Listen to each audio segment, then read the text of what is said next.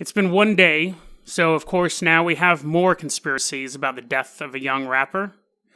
Why listening to an anonymous poster on 4chan could ruin your life. And US fighter pilots have a close encounter of the churned kind today on Dead Rabbit Radio.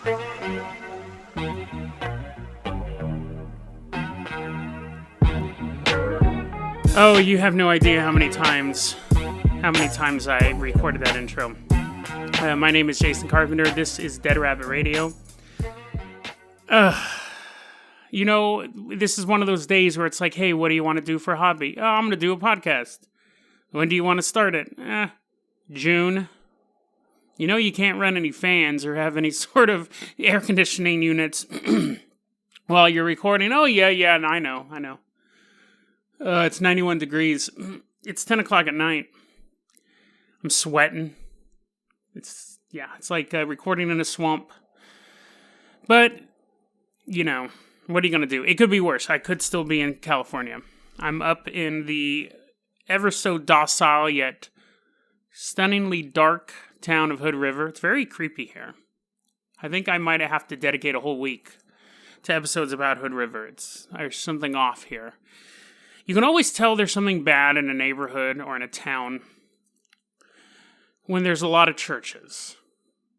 There's a lot of churches in Hood River. We have a population of about 10,000 people. And just off the top of my head, there's maybe 10 churches. And there was a pause there because it's just, that's a church for every 1,000 people. I lived in Sacramento. When I was in California, millions of people live there. There was a ton of churches, but when you have millions of people, you're going to have tons of churches. Some churches are going to have 10 members. Some churches are going to have, 500-600 members. I think Crystal Cathedral was down there, something like that.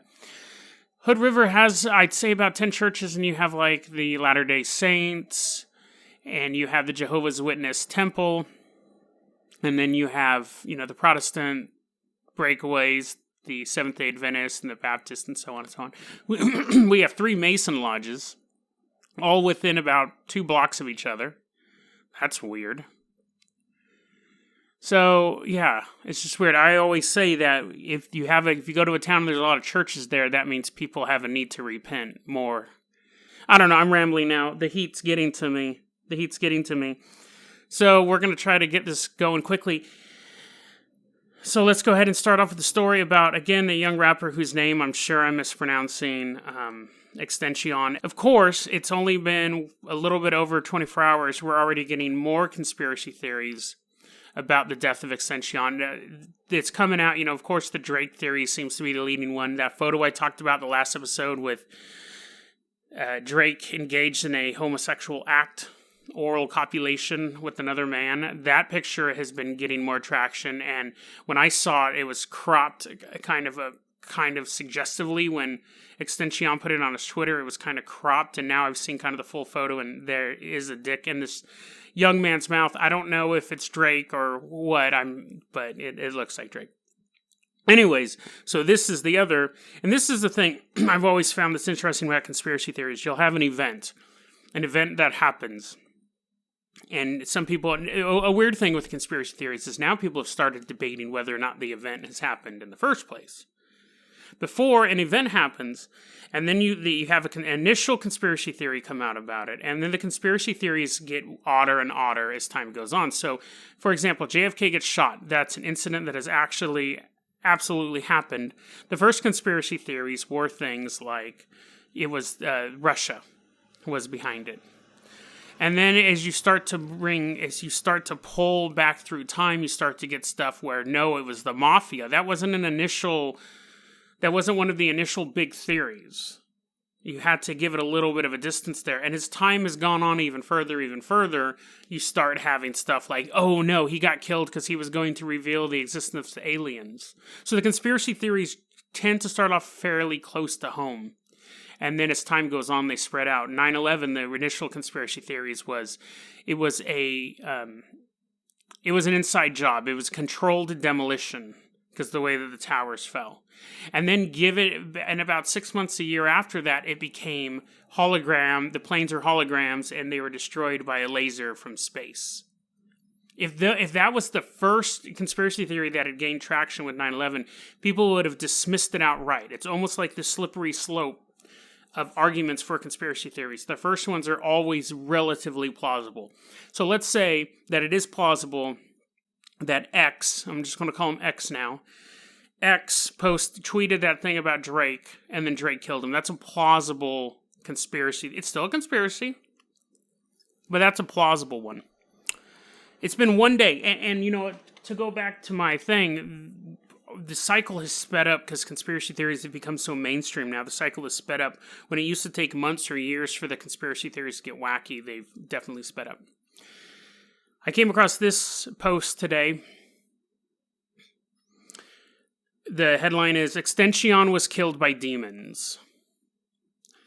I'm almost certain, this is not my words, this is what he's saying. I'm almost certain Extension was killed by the Grand Pontiff of Hell, Baal Bereth, or Baal Bereth. I don't think it's Baal Bereth. Baal Bereth or Bolfrey. And then it says, Bereth is a demon who grants material success, turns base metals into gold, and enhances musical performance, but is also a notorious liar and trickster. He also shapeshifts. No citation for this. I don't know why I'm surprised there's no citation for this, that I can't actually look this up. He grants material success, turns base metals into gold. That's kind of redundant. But anyways, and here's his evidence. He actually entitles this next passage, Some Evidence. Bereth appears wearing red. X's killers were alleged to have been wearing red masks. On a horse, the killing was a drive-by. Bereth is most powerful Monday evening and night. X was killed on a Monday afternoon. I don't know how that plays because he's most powerful evening and night. And during the month of June, according to Christian lore, Bereth is associated with murder and blasphemy.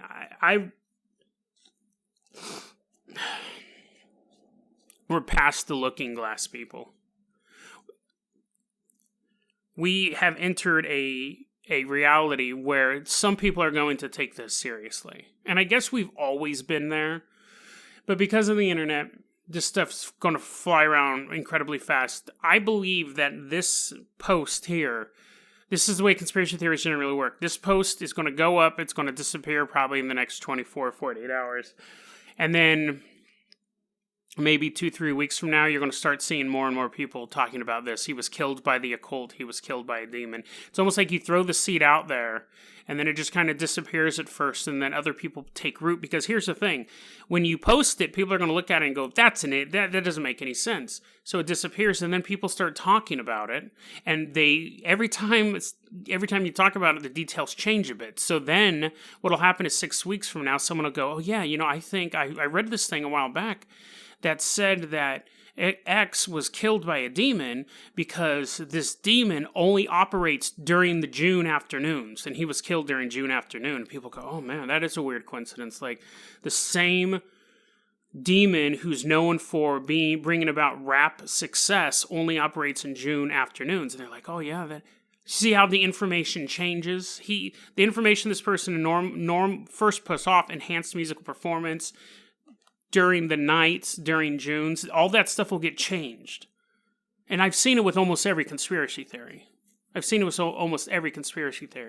initial conspiracy is put out, and then the information is changed. So generally that's what happens. Someone spouts off a conspiracy theory that's half-assed, and over time it becomes even more half-assed, where people start adding and deleting things that work better with the theory. That's generally how these things work. They grow over time. They're fairly organic because they don't rely on a core set of facts. The core set of facts is X got killed on June 18th. That's the fact. Everything else you can kind of throw in there. Oh, they're wearing, okay, here's one. They said it was a car, and it was like riding a horse. Watch, the car will turn into a Mustang, or the car will have some sort of Mustang decal, or it'll tie it in closer to that horse imagery. We'll see these conspiracies grow around this. So, I mean, that's one of the things that I think is fascinating about conspiracy theories. It is very, like, you can watch them evolve over time. I think they're fairly dangerous. And that's what's going to lead us into our next segment. Now, I did an episode I know we're on episode 9, but it was, I think, episode 5 or 6, where I was talking about the anti-Trump resistance rap with the little girls, and it was garbage. Now, in the sake of fairness, and I blasted them because they were using it to sell merchandise, in the sake of fairness, I came across this article the other day, and this is an unfortunate story, and it shows the problem, and this happens on both sides of the divide, but it's particularly interesting with this. So if you're familiar with 4chan at all, there is currently a poster on 4chan called Q, or QAnon, but his Q is what he goes by, or she. Claims to be a top-level, actually doesn't really claim much, just kind of leaks out information. Q is a top secret, like a really high secret security clearance, and people have postulated that Q is Barron Trump or Jared Kushner or Steve Bannon or Trump himself, but whoever this person is has dropped hints and basically said that Robert Mueller is working with Donald Trump to drain the swamp. That this whole investigation is a way for him to get into the FBI's files and root out all of this stuff, because if Trump tried investigating Hillary Clinton and lock her up and all of that stuff, he'd be stymied. So what they do is they created this controlled opposition. So Robert Mueller is like, I'm going to get you, Trump. FBI, give me all your files so I can pin Trump. And they're like, yeah, sure. And then he's going through them and he's like, Hillary Clinton did this wrong, Obama did this wrong, Loretta Lynch did this wrong, Comey did this wrong, blah. And there's these mass arrests. I'm going to go back to what I said yesterday. Sometimes it's nice to live in this world. Yesterday I was talking about sci-fi world, but you live in this world where it's good versus evil, and there's clear battle lines, and the bad guys live in a smoking volcano, the good guys wear shining armor, and in the end, the good guys win and the bad guys are punished. That's not really the way the world works. The bad guys don't live in a smoking volcano. Everyone is on a sliding scale. But these people want to believe this Q story because it takes away the fear of, oh crap, Robert Mueller is digging hard on Trump. And if you dig hard enough on anyone, you're going to find something. And then someone goes, don't be afraid though, Robert Mueller's on our side. See, don't be afraid. He's with us. So it takes away that stress of reading the newspaper, assuming they read the newspaper, but reading the newspaper and being like, oh man, Manafort got caught and all this stuff. So it gives a nice narrative. It's basically saying, shh, don't be afraid. Don't be afraid. It's a nice narrative. It's a nice narrative to think that the people who you perceive are the bad guys will be thrown in jail and the good guys will survive. Disregarding what an absolute chaos that would send America into if a bunch of political opponents were jailed. It wouldn't work out. I almost think that even if Hillary Clinton and Obama had done a bunch of illegal stuff, it wouldn't be worth it to throw them in jail. They would really... But anyways, I'm getting off topic because Q has been going on saying this, and it's gotten to the point where the Inspector General, I think it was, had a report coming out, and Trump was, of course, chiming in, and he's like, you better not water down that report. And, the worry was that Q was right, that this Inspector General's report was going to come out, and it was going to prove that Hillary Clinton and Barack Obama were totally crooked, and all of this stuff is going on. So why am I talking about this obviously super political issue on this podcast? It's because what happens is when people post stuff online, just like the resistance movement, both of them, but I'm talking specifically about the resistance of light one, the one we were talking about yesterday, sucks people in. And people do stupid stuff when they think they're on the right side. So this young man, and I'm saying young, he's 30, he's younger than me. It was the Hoover Dam. He goes to the Hoover Dam. He's driving an armored vehicle. He parks sideways, so it completely blocks traffic. He holds up a sign that says, release the OIG report, which is the Office of the Inspector General. He's holding the sign up. He's doing that for about an hour. And what's odd is that the report was already released. So this person was most likely under the belief that it was the watered down report, that the one that Q had predicted. The true report was still out here, and this man was going to do the right thing. I'm sure as he was planning this, he was daydreaming. He was daydreaming the fact that he's going to block traffic and he's going to hold a sign up, and America's going to look and go, "What's the OIG report?" And there's going to be FBI agents kind of, rubbing their hands together going like, how do we defeat him? Like, how we can't let the sheeple know about the OIG report, but here is this American hero, and he's out there for days, and celebrities are like, yes, yes, yes, like they're chanting his name. He's daydreaming all of this. All of the people now recognizing this young man finally as the hero that he knows he is. And the report is released. And Obama and Clinton and all of the rest are thrown in jail because he got the true OIG report released. He's a celebrity now. No, he's a national hero. And so you get those thoughts spinning in your head. First, you kind of get the seed in your head. And then you start daydreaming about it. And then you go do it. He's sitting in jail right now. He was charged with terrorist acts, which is 10 years, just right off the bat if he gets found guilty. Terrorist acts, unlawful flight from law enforcement. Because what happened was after about an hour, he took off. He crossed state lines. That's not good. Hoover Dam, I believe, is federally controlled, so that he's going to get federal charges with that. But anyways, unlawful flight from law enforcement, carrying a weapon in the commission of a felony. He had a gun and a shotgun. And misconduct involving weapons. He also faces a misdemeanor charge of blocking a highway. That's the least of his worries. This young man is, the way I always say, he's taken off the game board. He's taken off the game board. You have people who are politically active on both sides. They get riled up by their leaders who care nothing for them. Their only motive is making profit and perpetuating their own power. We see this on both sides. Some of them, sure. Some of them feel... Some of them are like, yeah, no, I'm doing the right thing. But most of them, this is just a way for them to make a buck. But anyway, so this young man, he's taken off the game board. And when I say taken off the game board, what you do is you can vote, you can run for office, you can be political, you can be active in the political process. That's done for him. And you have that on the other side too. People who are very, very political, getting in fights, and a member of Antifa gets in a fight, gets charged with a felony, loses their right to vote, taken off the game board. Chooses, they're not going to be able to engage in the political process anymore.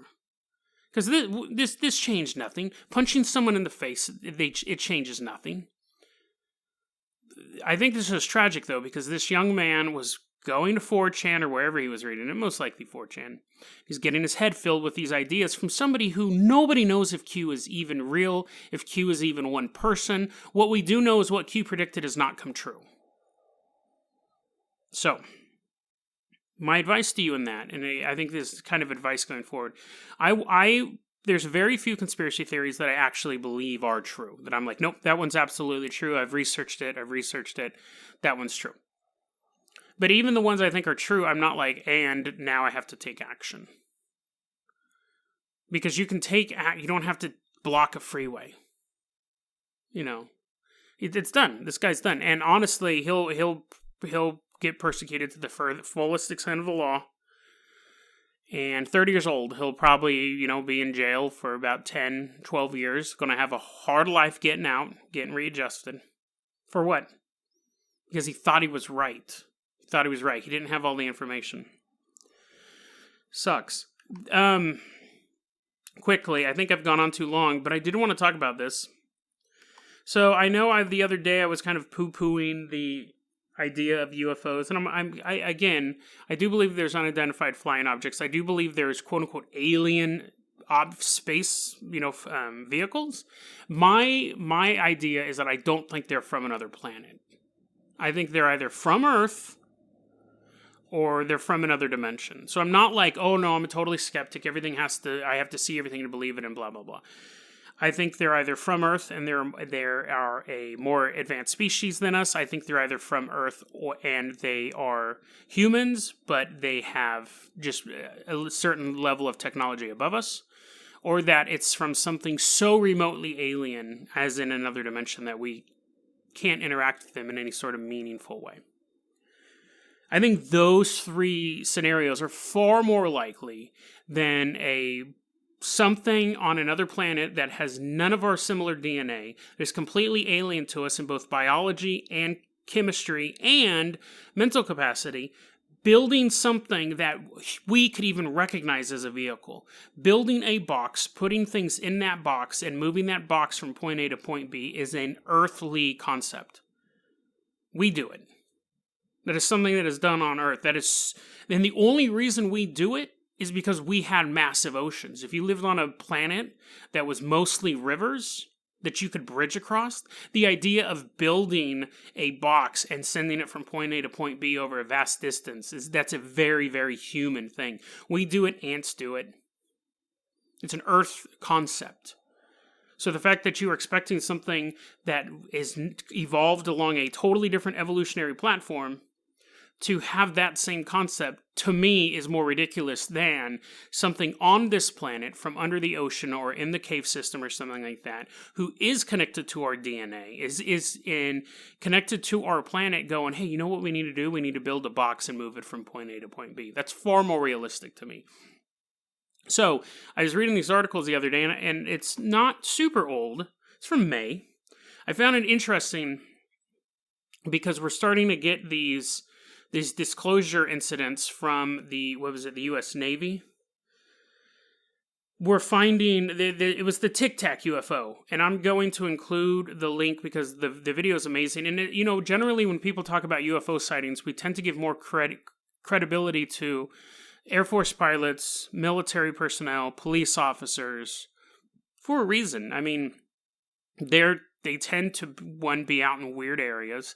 They generally aren't allowed to drink on the job, so a lot of time, especially airline pilots, hopefully not, but so their sightings are more credible because they have no substances in their system, and they're flying all the time. They're looking up all the time. They're patrolling all the time, so when they see something out of the ordinary and they can't explain it, it's more than me going into the woods for the first time in 8 years and seeing like a big thing move by, and me going, it's Bigfoot, and it's really just a black bear. Because I never see him. Anyways, so we're starting to get these videos of these fighter pilots chasing these little tic-tac shapes, which is cool enough. But when I was reading the article, and this is where the Close Encounters of the Churned Kind, it took me a while to come up with that. So this one fighter pilot is chasing this tic-tac and flying over the ocean. And what I thought was amazing was that the fighter pilot's flying over the ocean. He's chasing the tic-tac. He starts to lose visual on the tic-tac. And he looks down and he sees in the ocean. So the ocean underneath them, the water is churning. It's just this massive... It was described as, so pilots reported a large disturbance just under the surface of the ocean, round and 100 yards across. It appeared as if the Tic Tac was rendezvousing with the underwater object. And then it said, so it's just like this huge churning of water, like the size of a football field, just moving through the water. And when the pilot came back around, it was because it looked like something was submerging, the way the water kind of just turns white and bubbles up. And the pilot says, I fly over the ocean all the time. It was also similar to how shoals, like coral, may look as water, like, it's kind of sticking up in the water and the water's hitting it. He goes, but when I came back around, there was nothing there. Like he expected to come back around and see that same whiteness and go, well, it must just be the shoals, but they were gone. And our submarine said, there's nothing there. So yeah, and our submarines weren't picking up anything. The term cloaking was used a couple times in the article. So it's just kind of interesting idea. I guess this footage is from back in 2009, and they were saying, in 2009. And of course, it was 7 F-18 pilots were part of the statements, as well as radar operators on the ships. And then it said, despite the seriousness of the encounter, the pilots faced ridicule after their encounters. The Navy's initial report was buried, but not forwarded to command. It was decided the AAV, which is the Anomalous Aerial Vehicle, was not a threat. So it's another term they're using instead of UFO because it has such a bad meaning to it. So that's the thing. You come forward and you're like, oh man, I was flying and I saw this Tic Tac and the people are going to make fun of you. And then they watch the footage and they're just like, let's just bury it. It sucks. Because people do see this stuff and it makes people not want to come forward. And that's always been the big thing, is the government is trying to hide that information from us all. But again, I think this points more to my theory that if something's underwater, if the Tic Tac is going to meet up with something underwater, that what's here is from this planet. I think that's more likely, and I think the interdimensional thing is second. I think it's less likely, but it's definitely more likely than, again, aliens coming from another planet. That's just ridiculous. It's all it all can be considered ridiculous, but the distances are so great. The idea of them building to even have ships, they would need to have propulsion systems. To develop propulsion systems, you would have to have some sort of state of warfare to develop dynamite and explosives, and so those are all things that humans have done, and to assume that the same pattern would take place on a planet even within spitting distance of us. I mean, of course, across the universe, sure, I'm sure there's aliens on other planets. I'm not denying that. But the idea of them building ships and flying here and ever getting here and being even in our same galaxy are so infinitesimally small. It's nice to think about. Incredibly unlikely. Before I go, I did watch a movie. It's kind of the same vein, called The Alien Code. It came out this year. I'm going to give it a half-hearted recommendation. It had a great concept, a lot of great visuals. The acting was really good. It just, the second act got real rough for me. A character shows up out of the blue and does an info dump for about 15 minutes. And then the movie kind of carries on from that, but it really lost me. It's funny because you can watch a movie, you can be totally into it, and then all it takes is a chunk to take you out. One scene won't take me out of the movie. One line or one bad special effect won't take me out of a movie. But I think that they had 3 leads in the movie. One of the leads disappeared and another person showed up and just was like sipping tea and gave all this exposition. And it totally took me out of the movie. It was a super boring scene. And I was thinking the whole time, why didn't they just have the third lead deliver this information? It would have been much more cohesive. It could actually be done quicker because you didn't have to introduce that person. You could have that third person go, these are the files. So the concept is that a young man is hired by this private corporation saying, we found a U.S. satellite in orbit, and it's broadcasting a code that we can't break. This kid's a cryptographer. We found this U.S. satellite in orbit. It's broadcasting a code that we can't break. We need someone to break the code and tell us what it is. And the young man goes, well, why don't you just ask the U.S. government? They sent it up. And she goes, well, they didn't send it up. So the young man goes, what do you mean they didn't send it up? You said it was U.S. satellite. And she said, yeah, it is a U.S. satellite. We haven't sent it up yet. We believe it's from the future. That's a cool way to start a movie off. Like, right, the mystery is ready to go. I'm like, okay. There's actually another mystery that kind of starts a movie off, but... So I'm like, okay, that's cool. So we're watching this young man trying to decode this transmission, and the mystery goes on from there.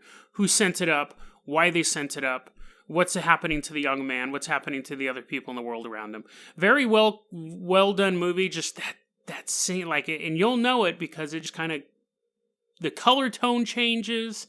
The feel of the entire movie changes in that 15 minutes. So when I had to get back on board for the last act, for like the last 20, 30 minutes, actually it took me a bit to get on.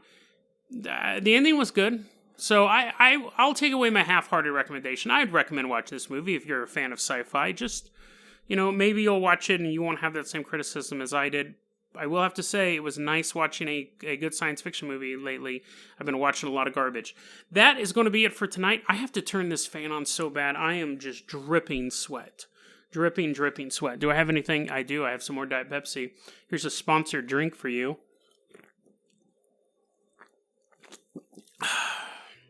I wish I could say brought to you today by Diet Pepsi, the choice of a generation. But I can't, because they didn't sponsor me. But I did carry home a 24-pack by myself today, and those are heavier than you think. I'm going to finish off this Diet Pepsi. You have a great day. Thanks for listening to Dead Rabbit Radio.